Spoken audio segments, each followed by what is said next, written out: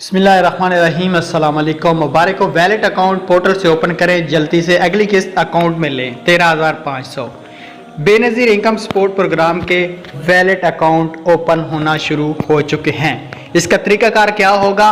अगर जिस डिस्ट्रिक्ट में HBL है वहाँ HBL कनेक्ट अकाउंट ओपन होंगे, जिसमें BOP है वहाँ BOP अकाउंट ओपन होंगे, जहाँ अल्फला है वहाँ अल्फला वैलेट होंगे, जहाँ पे जैज़ कैश है वहाँ जैज़ कैश वैलेट होंगे, इजी पैसा वैलेट होंगे।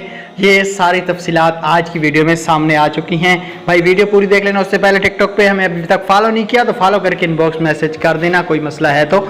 अब मैं आपको यहाँ पे बताना चाहता हूँ, अकाउंट खोलने के लिए जैसे ही अगली किस्त 25 के बाद चलेगी, वेबसाइट पे आपको एक मोबाइल आपके नाम की सिम होनी चाहिए, वो लेके आपको साथ चले जाना है। अगर सिम आपके नाम पे कोई भी नहीं है तो अभी किसी भी शॉप से या किसी भी जगह से मत निकलवाएं, किसी भी जगह से मत अकाउंट ओपन करवाएं, वरना आपको कल को कोई भी इशू का सामना करना पड़ सकता है। ठीक है, तो किसी भी जगह से आपने सिम नहीं खरीदनी और ना ही अकाउंट ओपन करवाना है।